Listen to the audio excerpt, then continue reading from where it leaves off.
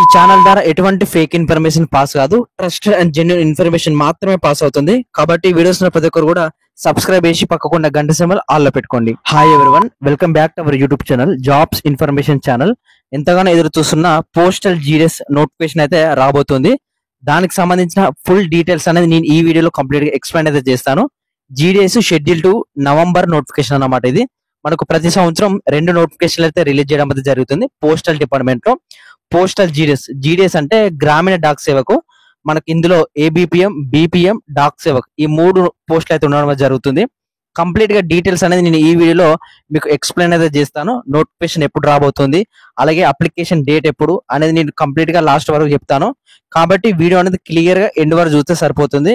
ఎవరైతే మన ఛానల్ కి కొత్తగా చూస్తున్నారో ప్రతి ఒక్కరు కూడా ఏం చేయాలంటే వీడియో అనేది క్లియర్ గా ఎండ్ వరకు చూడండి. ఎందుకంటే 10th తో అర్హత ఉంటుంది. దీనికి ఎటువంటి ఎగ్జామ్ అండ్ ఎటువంటి ఇంటర్వ్యూ కానీ ఏది కూడా అవసరం అయితే లేదు. సింపుల్ గా మీకు 10th లో వచ్చిన మార్కుల ఆధారంగానే మీకు జాబ్ అయితే ఇవ్వడం అయితే జరుగుతుంది. మీకు సాలరీ వచ్చేసి 20 నుంచి 25,000 అయితే రావడం అయితే జరుగుతుంది. కాబట్టి ఎవరు కూడా మిస్ అయితే చేసుకోకండి. కంప్లీట్ గా మీకు డీటెయిల్స్ అనేది చెప్తాను.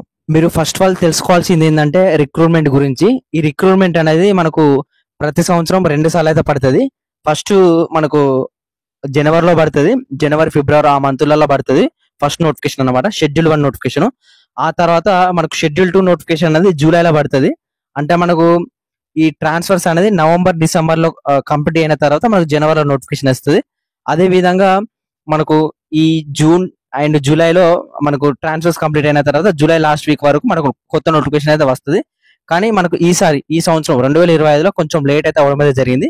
అంటే ఫస్ట్ నోటిఫికేషన్ ఆల్రెడీ మనకు వచ్చింది, దానికి సంబంధించిన ప్రాసెస్ అయిపోయింది. 6th మెరిట్ లిస్ట్ రాక రిలీజ్ చేశారు, ఆ ప్రాసెస్ అయిపోయింది, అది పక్కకు పెట్టండి. అయితే మనకు సెకండ్ నోటిఫికేషన్ అనేది జూలైలో రావాల్సి ఉంటుంది. కానీ మనకు ఇప్పటి వరకు కూడా ఇంకా నోటిఫికేషన్ అనేది రాలేదు. ఇది మనకు సెప్టెంబర్ మంత్ కదా. ఎందుకు రాలే అంటే సింపుల్ గా చెప్తాను చిన్నగా. మనకు కొత్తగా పోస్టల్ డిపార్ట్మెంట్ లో ఐటీ 2.0 అనే ఒక అప్డేట్ అయితే రావడం జరిగింది ప్రాసెస్. అది మొత్తం కూడా అప్డేట్ చేయడానికి మనకు ప్రస్తుతం మనకు ఆగస్ట్ లాస్ట్ వీక్ వరకు మనకు కంప్లీట్ అయిపోయింది అనమాట. మనకు సెప్టెంబర్ లో ఈ ట్రాన్స్ఫర్స్ గురించి విడుదల చేస్తామని ఆల్రెడీ నోటీసులు వచ్చినాయి. నేను ఆల్రెడీ నోటీసులు చెప్పాను, మీకు స్క్రీన్ మీద వేస్తాను. కాబట్టి ఆ విధంగా అయితే జరగడం అయితే జరిగింది. కాబట్టి కొంచెం లేట్ అయింది అనమాట. మనకు ఈ సెప్టెంబర్ లాస్ట్ వీక్ లో ట్రాన్స్ఫర్స్ పోర్టల్ అనేది ఓపెన్ అవుతుంది. మనకు దాదాపుగా ఈ ట్రాన్స్ఫర్స్ అనేది 1 మంత్ అయితే జరుగుతుంది. అక్టోబర్ లాస్ట్ వీక్ వరకు జరుగుతుంది. ఆ తర్వాత మనకు నోటిఫికేషన్ అనేది నవంబర్ ఫస్ట్ వీక్ లో అయితే రావడం అయితే జరుగుతుంది. 25,000 పోస్టులతోనే. ఆల్రెడీ పోస్టులు కూడా మనకు అనౌన్స్ చేశారు అన్అఫిషియల్ గానే, అఫీషియల్ అయితే రాలేదు అప్డేట్. ఇది సంబంధించి అయితే ప్రాసెస్. కాబట్టి ఇది ఒకటి అందరూ తెలుసుకుంటారని నేను అనుకుంటున్నాను. ఈ నోటిఫికేషన్ లో మనకు బీపీఎం, ఏబిపిఎం, డాక్ సేవక్ ఈ 3 అయితే ఉంటాయి. ఫస్ట్ బీపీఎం అంటే మీకు full form branch post master అన్నమాట.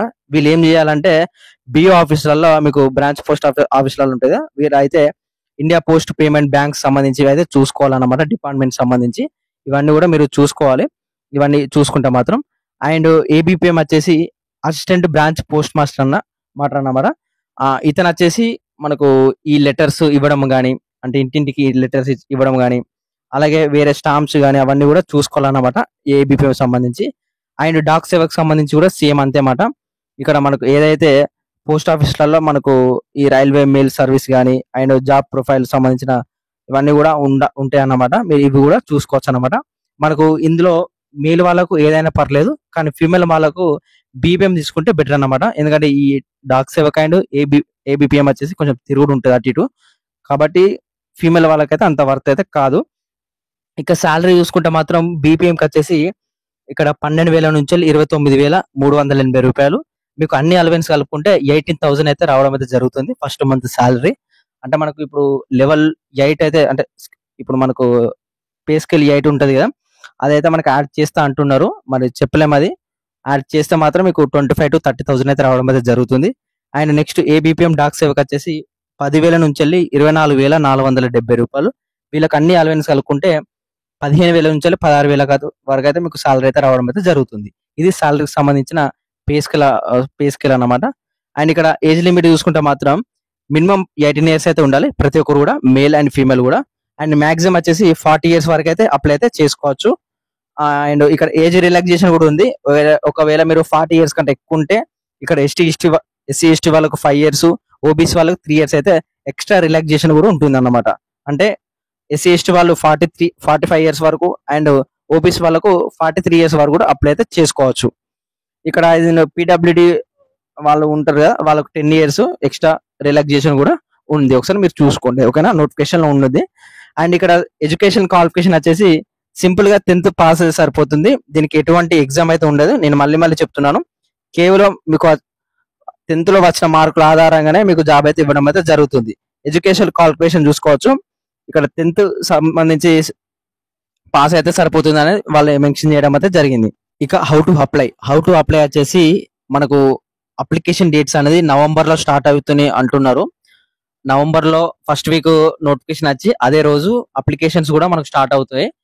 అదే విధంగా మనకు ఒకవేళ నోటిఫికేషన్ అనేది నవంబర్ లో రాకపోతే మాత్రం కంపల్సరీగా మనకు జనవరిలో నోటిఫికేషన్ వస్తుంది. ఇది ఒకటి మనకు కొంచెం క్లారిటీ అనేది లేదన్నమాట, ఓకేనా. ఇది అందరు కూడా గుర్తుపెట్టుకోండి. మనకు అప్లై ఎక్కడ చేసుకోండి అంటే India post GDS online gov.in website, మీరు గూగుల్ క్రోమ్ లో అయినా కానీ ఎక్కడైనా కొట్టినా కానీ మీకు అఫీషియల్ వెబ్సైట్ అయితే రావడం అయితే జరుగుతుంది. మీరు అక్కడ నుంచి మీరు అప్లై అయితే చేసుకోవచ్చు. నోటిఫికేషన్ వచ్చిన తర్వాత నోటిఫికేషన్ డీటెయిల్స్, అలాగే అప్లికేషన్ డీటెయిల్స్, అప్లికేషన్ ఏ విధంగా ప్రాసెస్ అనేది నేను కంప్లీట్ గా చెప్తూ ఉంటాను. అంటే ఏ విధంగా అప్లై చేయాలనేది, అలాగే ఎక్కడెక్కడ స్టేట్లలో పెట్టుకుంటే బెటర్ మన తెలుగు వాళ్ళకు అనేది కూడా నేను వీడియో చేసినాను ఆల్రెడీ. అది కొంచెం టెక్నికల్ ఇష్యూస్ వల్ల డిలే అయిపోయింది, యూట్యూబ్ లో డిలేట్ అయిపోయింది.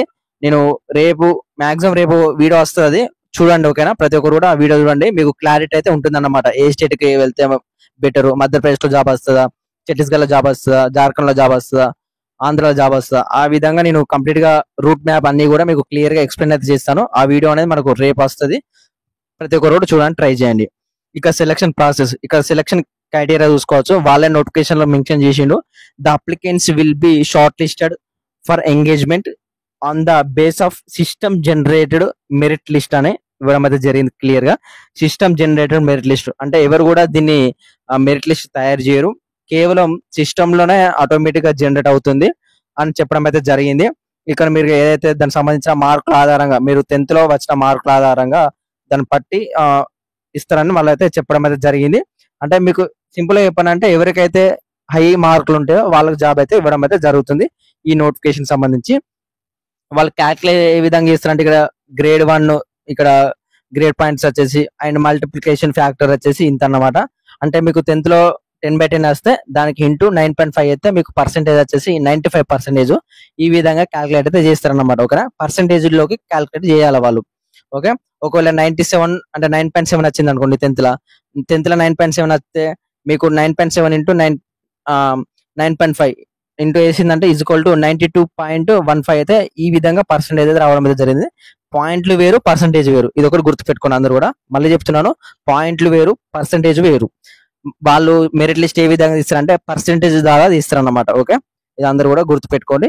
అండ్ ఇది సంబంధించిన నోటిఫికేషన్ లో అండ్ ఇక్కడ సర్టిఫికేట్స్ మనకు ఏదైతే అప్లై చేసేటప్పుడు కానీ మనకు జాబ్ వచ్చిన తర్వాత డాక్యుమెంట్ వెరిఫికేషన్ ఉంటుంది కదా, అక్కడ మీకు సర్టిఫికేట్స్ కావాలి కదా. ఇక్కడ వాళ్ళు మెన్షన్ చేసిరు మార్క్ షీట్ అన్నమాట. మార్క్ షీట్ అంటే ఏం లేదు, 10th memo certificate, full memo. And identity proof వచ్చేసి అందరి దగ్గర ఆధార్ కార్డు ఉంటుంది. ఆధార్ కార్డు అయినా కానీ, పాన్ కార్డు అయినా కానీ, voter ID card, driving licence, ఇది ఏది ఉన్నా ఒకటి సరిపోతుంది. అందరి దగ్గర ఆధార్ కార్డు ఉంటుంది కాబట్టి ప్రతి ఒక్కరు ఆధార్ కార్డు తీసుకొని వెళ్ళండి. ఇక క్యాస్ట్ వచ్చేసి SC ST వాళ్ళకి సపరేట్ ఉంటుంది, ఓబీసీ వాళ్ళకు వేరే ఉంటుంది, EWS వాళ్ళకు వేరే ఉంటుంది. ఈ విధంగా సర్టిఫికేట్స్ ఉంటాయి కదా, నేషనల్ సెంట్రల్ సర్టిఫికేట్స్ అనేది కంపల్సరీ తీసుకోవాలి. అవి మీ సేవలలో అందుబాటులో ఉంటాయి, ఓకే. ఇక PW సర్టిఫికేట్ అంటే అది ఎవరైతే హ్యాండిక్యాప్డ్ వాళ్ళు ఉంటారో వాళ్ళకు సంబంధించిన సర్టిఫికేట్, మిగతా వాళ్ళకి అవసరం అయితే లేదు. EWS చెప్పినా కదా, ఎవరైతే యువర్ సంబంధించి కానీ EWS ఉంటారు కదా, వాళ్ళకు OC వాళ్ళు ఉంటారు కదా, వాళ్ళకు ఇది సర్టిఫికేట్ అన్నమాట. మిగతా వాళ్ళకి అవసరం అయితే లేదు. ఇక ట్రాన్స్జెండర్ సర్టిఫికేట్ అవసరం లేదు, ఎవరైతే అప్లై చేసుకుంటారో వాళ్ళకు అవసరం అన్నమాట. ఇక డేట్ ఆఫ్ బర్త్ ప్రూఫ్ వచ్చేసి మనకు ఆల్రెడీ మనం 10th మేము ఆధార్ కార్డు కొంటూ తీసుకువెళ్తాం కాబట్టి మనకు 2 సరిపోతాయి. లేదంటే మీ దగ్గర డేట్ ఆఫ్ బర్త్ ఉంటే, సర్టిఫికేట్ ఉంటే మీరు తీసుకొని వెళ్తే బెటర్ అన్నమాట. ఇక నెక్స్ట్ మెడికల్ సర్టిఫికేట్ అనేది కంపల్సరీ.